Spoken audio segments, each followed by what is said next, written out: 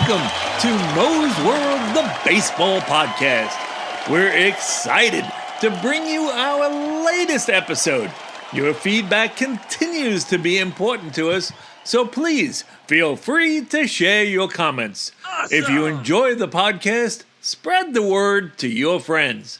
Alrighty, in our 17th episode of Season 2, we are going to look into some of our past episodes that are back in the news. We call this episode Podcast Look Back. All right, the funny thing about doing some of these podcasts is how some episodes, the topics pop up from time to time. This episode, I wanted to touch on a few hot topics in the news of late. Obviously, you know the number one topic I'm talking about. Pete Rose's ineligibility status is changed by Commissioner Manfred.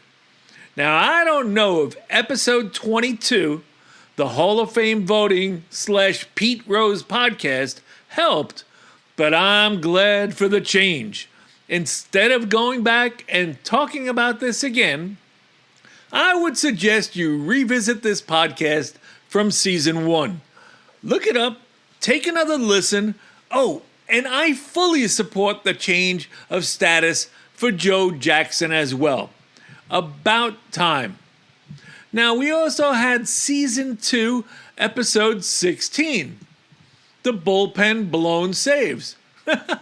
Holy cow, now this is the topic. Seriously, we can define this year. Teams are really blowing up in the pen. Now, this podcast was out 1 week, and the amount of blown games was unbelievable. Why? Take a listen again if you didn't get a chance to listen to this podcast, and just ask yourself, what is a starter? Unbelievable. Season 1, Episode 21. That was our episode, GMs and Managers in the Hot Seat in Baseball. Oh boy, I suggest listening to this episode again because we nailed it with Derek Shelton being fired and with Bud Black being out as well. You have to wonder what managers and GMs are next, especially from our podcast. We said it here first, so check it out again. Now, you know, what's going on this past week that gets you thinking? Now, I'm asking myself, who's the top player in the league, in the majors right now? You know, I mean, are you thinking one of the following perhaps? Bobby Witt Jr., Freddie Freeman, Shohei Ohtani, Aaron Judge, Corbin Carroll, Juan Soto, Ellie De La Cruz, Paul Skeens, Tarek Skubal, Mookie Betts, O'Neal Cruz, Jarren Duran, Fernando Tatis Jr., Max Fried, Kodai Senga, Hunter Brown, or Zach Wheeler. Now, that's a lot of players that we talked about, but in Season 2, Episode 13, the Young Guns. Now, these were players who must take the next step to even be considered to be put on this list. So I would say go back and listen to the names that we isolated. Now, answering the question to me, it's obvious. The best player in the game right now for a position player is Aaron Judge. The best player in the game right now, the best pitcher, is Max Fried. Yep, no, I'm not playing favorites, but Aaron Judge has become a Bobby Bonds at the plate, as long as it's not the postseason. You know, and oh, wait a minute, I said Bobby Bonds. Once again, my age is striking. Bobby Bonds. No, his little son, Barry Bonds. So all I can say is go look up his stats. The fact that Aaron Judge is staying healthy shows you how important he is to the Yankees. As far as the best pitcher, There's no way in hell the Yankees envision Max Fried replacing Garrett Cole like this as the number one pitcher. And I'm saying Max Fried because he's pitching deeper and deeper into games since his first start of the season.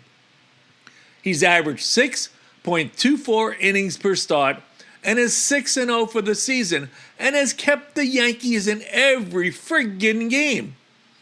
Like I said, this is right now. That's a long-ass season. So this list could add and delete players who are cruising for an MVP or a Cy Young award. Now, another neat thing about this year is really the basic lack of talk about Juan Soto. Now, he's having an unspectacular season for the Mets, hitting around 255. He's got 8 home runs, 20 RBIs. Is it the Mets? The lineup? The league? Perhaps. Or maybe you just need to go back and listen and appreciate Season 1, Episode 12, our new baseball stats, and the best duos. Now, go back and let it register to just how good Soto and Judge were last year as teammates in that Yankee lineup.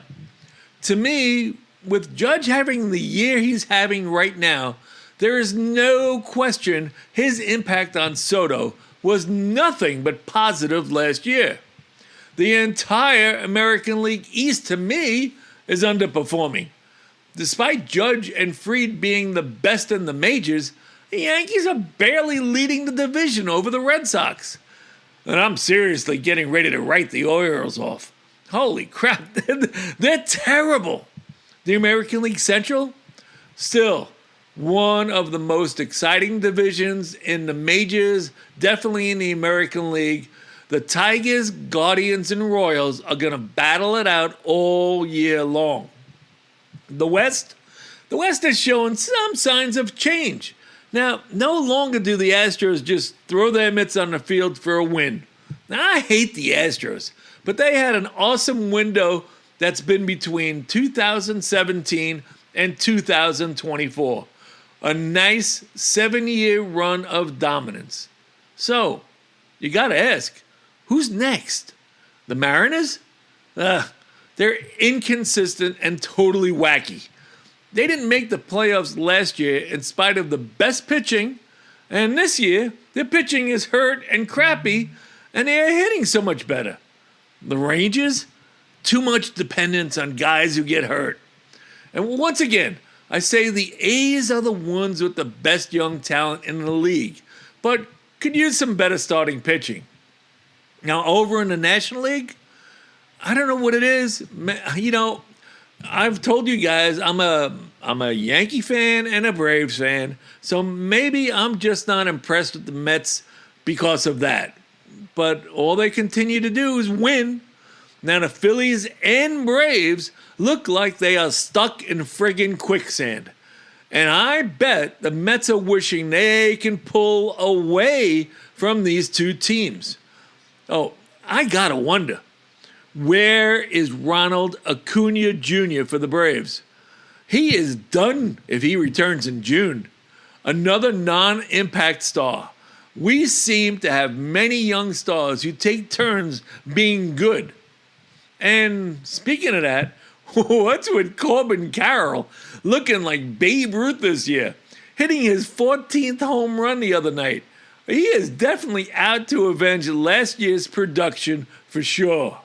Oh, the National League Central? Well, to me, this is a snorefest. Yeah, I know. The Cardinals just won the 10th straight, and they're winning every night, but I don't see that lasting. The Cubs? I guess so. What difference does it make? The winner of the National League pennant will not come from the Central Division. So, let's move on. Sorry if the truth hurts. Now, you know it. Everyone guessed the Dodgers winning 120 games and running away with it. You know, the Dodgers suck. They signed everybody. This is why you got to play the friggin' games. Their lack of starter depth will be their downfall. So far, I'm not impressed. But the Padres are kicking ass even though the entire organization has had their allowance cut. The Giants? Shit, maybe Buster Posey knows what he's doing. I love it. Personally, I'm rooting for the Rockies. Shit, can they really be this bad? Once again, when you invest in your star player and he proceeds to get hurt all the time, and when he does play, he plays like shit when he's in the lineup, it's no surprise. I bet the Rockies wish they could go back to the future to 2022 and not sign Chris Bryant to that ridiculous contract. What the hell did they see in him? To me, he was finished at 23 after 5 years with the Cubs.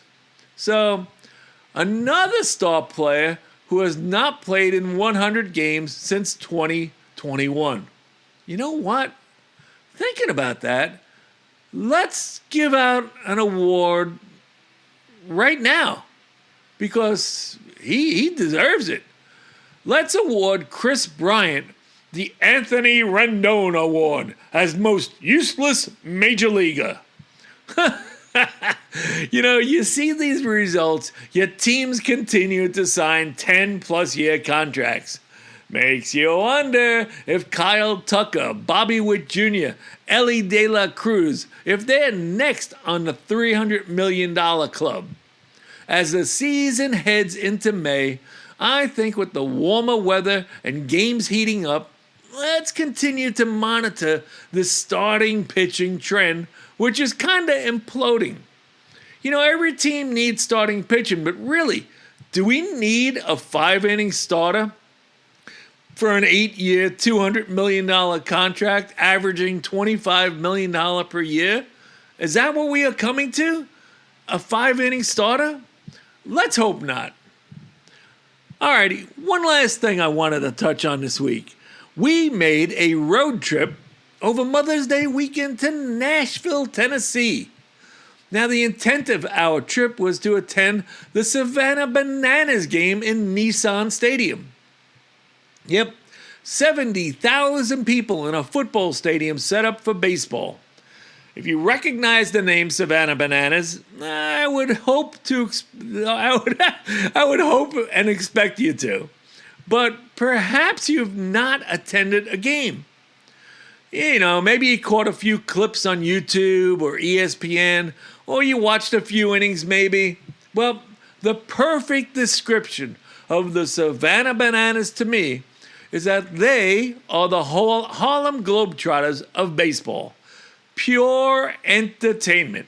From the time you arrive outside the gates with merchandise tents and all the crowds, and then getting settled inside the stadium for the show. Yes, it's a show. They happen to play a game of baseball using some awesome rules of the game created by Jesse Cole, the owner. When I say think outside the box, there's no fucking box in the room with him. Unbelievable. I just got to say, if you have the opportunity to go see a Savannah Bananas game, just do it. It was a great evening of entertainment. Well, that kind of wraps up our podcast for today. Thank you for joining us for the 17th episode of Season 2 of Mo's World, the Baseball Podcast.